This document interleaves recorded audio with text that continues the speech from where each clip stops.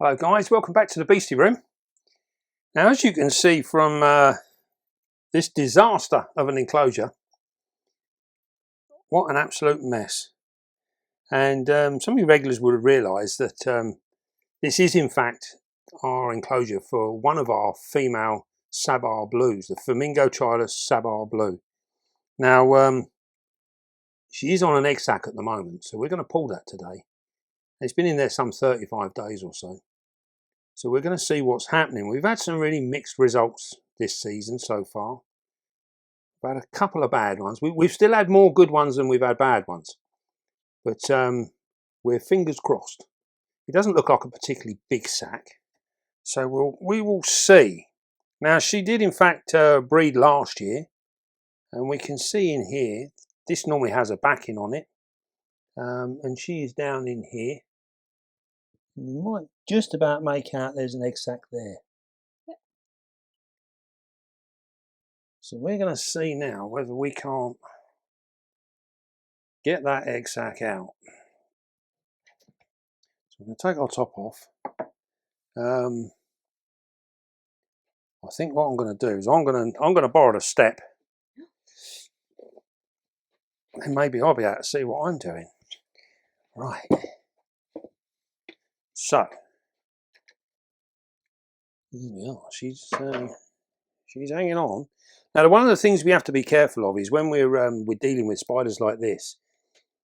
These are very, very fast. They can be quite defensive. And when they're right down deep like this, it means that our fingers are literally right down there with them. So we have to be a bit careful in how we deal with this. As you can see there. Hey, we have it. Oh, it actually feels good. Feels good. Right, that weren't too terrible, was it? You may be able to see inside. There we go.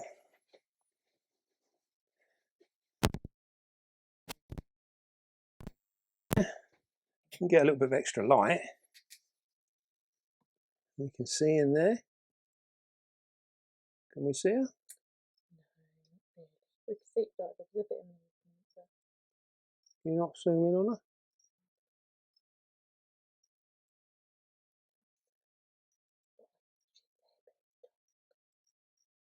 How can it be dark? We've got a torch in there.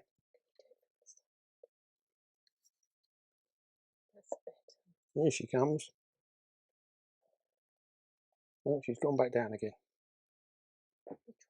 Right. We'll leave her alone.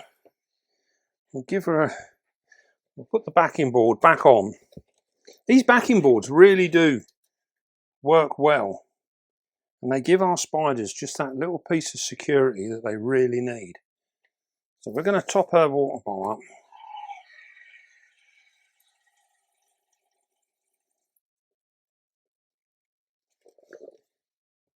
So we're going to top that up and we're going to leave her alone.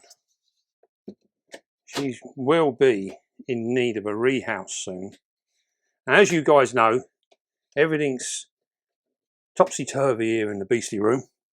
And we're all up in the air. And I'm thinking we got many that need to be rehoused and done up really nice again. But I think we might well wait until we're on the move. Right, let's have a little look and see what we got here. It does actually look quite good. It feels nice. And this is one of the things we often get to feel. I think we can see pink. Let's hope so. Right, so we're just going to open it up. Oh, look at that. Oh, eggs with legs. That is absolutely superb. That is a really good clutch. Look at that lot.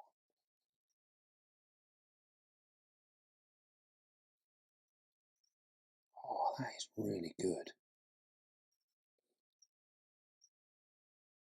Look at that.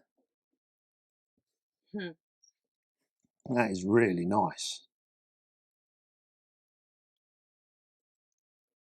It looks like they are literally just starting to pop. These bits here, these are the casings of the original egg. So literally, as they start to open up, they look like these little aliens, these little face huggers. As they open up, they split this casing off, and it comes away. And as you can see, it's there. And it literally just peels off. There you go. Look at that. One perfect little baby. So what we'll do now is we won't play around with these too much. We can literally just empty these into our nursery pot and then leave them be. Now it's going to be some weeks yet, because these guys are going to have to develop now, and then they will change colour and they will go dark, and then they will molt out. What an amazing little thing that is. Oh, very, very pleased. Now, one of the things that we noticed with this particular female this time round is she did actually leave the sack, and she did come out and have a drink on 2 separate occasions. So it's rather interesting, and we're seeing a little bit more of this now with some of our spiders, where they're actually leaving sacks and they're coming out and they're doing different things. And some of them we've actually managed to tongue feed them as well when they've come out and they've done this, and they've taken food really quite well. So I'm starting to wonder now whether maybe we should literally just carry on. Just maybe, I don't know. Maybe we could put some food in with them and just see whether they come out. We just worry that the thought of them being disturbed. But quite often, when they're in the back of there, this unusual with this one this time round. She didn't seal the top of the entrance off. She left it open. Now and she has done in the past, she's completely sealed herself in. So this time she didn't bother. Interestingly enough, all of this in the front here, this actually was a lovely moss carpet all the way through. And then she dug it all up just prior to her actually having, open the door, just prior to her actually having the sack. And what she done was she buried right down in here, and she dug right down in there, and I thought that's where she was going to have her sack, but she didn't. She changed her mind at the last minute. Maybe it was too damp down there. It's much drier back here. And that's what she done. She literally went back there, and then within about 3 days or so, she'd produced that sack. What an absolutely amazing result. I am so pleased with that. That is a really, really cool. Now, I mean, the Sabah Blues, they really are the gem in any collection. They are absolutely stunning spiders. Here we go. Look at that. Doesn't appear to be a bad one in there.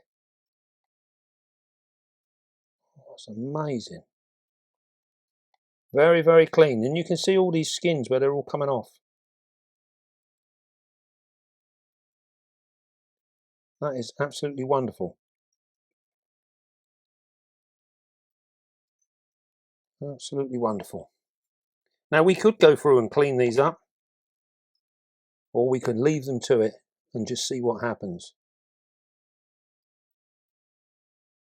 I think we might just clean them up. Not sure. Don't know. They are very, very pretty. And they're really in good condition as well. You notice there that they were all nice and big and fat. So this is a really nice clutch. I am super, super pleased. Right. Well, one of the things often we get asked about with when we're pairing our different spiders, how do we go about pairing them? And with these guys, what we've done in the past is we've cohabited them. And it does appear that they like to get it on in the night time, in the dark. Now they will come out, and we have seen them attempt to pair, but the males are very, very nervous in the daytime, and we're not sure whether it's because it's daytime or whether maybe it's because the female, it just could be their ritual, that what they're doing. We find often or not with our pokies as well, they do better in the same way. So we literally cohabit them. And in an enclosure this size, this is plenty big enough to be able to leave that male in there and let him get on and do his thing. And quite often what we'll do is we'll leave him in there until we've seen him build another sperm web. And once we've seen the remains of a sperm web, or we catch him doing it, then we know that he's pretty much guaranteed that he's actually mated already. So generally speaking, if they've not paired, they won't make another sperm web. Now, this seems to be a good rule of thumb, and keeps us sort of, it's worked so far. It's been really good.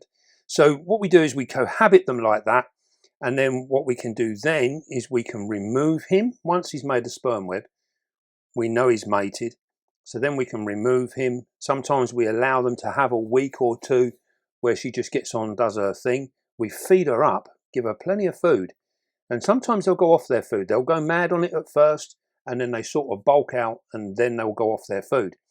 And then occasionally what we'll do is we'll put him back in again, and we'll let the whole process repeat itself, and then we'll remove it. Sometimes when we do the second time with the cohabiting, sometimes that is when a male can be lost, because if she's already paired successfully the first time, she's not always completely compliant the second time, and it is a little bit risky. But when we put them in, if we can get our male to have a look at where she is, and then 9 times out of 10 he's tapping on, or whatever way he's communicating, it will bring that female out, and we can often tell by the way she comes out whether it's worth us removing him straight away, or whether it's worth taking that risk and leaving him to it. Now, no one wants to lose their males, and here in the beastie room we are very lucky. We've got a very high success rate with our males. I think last season we were around about 97%. So we literally only lost a couple of males out of all of the ones that we paired. And they all got paired multiple times. So, that's really, really good going. But if you lose a male, don't think of it as being the end of the world. It is part and parcel of what we're doing here with breeding. And it's something that you have to come to terms with. And also as well, that male, once he gets to that point where he's hit maturity, he has only got one purpose left in life, and that is to reproduce. And we are giving them that option, that chance to reproduce. And it's not always successful, but for the times that it is, it's actually paid off. He's done exactly what he's supposed to. It's much better him go in here, run the gauntlet with our female, hopefully successfully pair with her, and then should he become lunch, he's done his job. Better that than wasting away in an enclosure all on his own. So if you've got a male, make use of him. If you're not breeding yourself, then make it available to others that are. We get males sent to us all the time, different ones from people that know we have these particular spiders, and they send their males down to us. And we're very, very grateful for them. We buy many, many males. So it's always a good thing. Right. I am so pleased. Really, really pleased. It's been a terrible day today, and that has really cheered me up. So I'm well happy. Really cool. Right then. Well, I hope you enjoyed that. And we will try and follow these. As these are such early, I thought they would have been a little bit more developed than this. 35 days, and they're only just sort of popping. So we'll follow these, I think, and then we can watch their progress, and we'll see. We'll get the next molt, and then we'll do the one after that, which is the one when they molt out into little slings, and then they will be available for new homes. Absolutely brilliant. Very pleased. Right then, don't forget, be calm, be gentle, and love your spider. And I will see you all again soon, guys.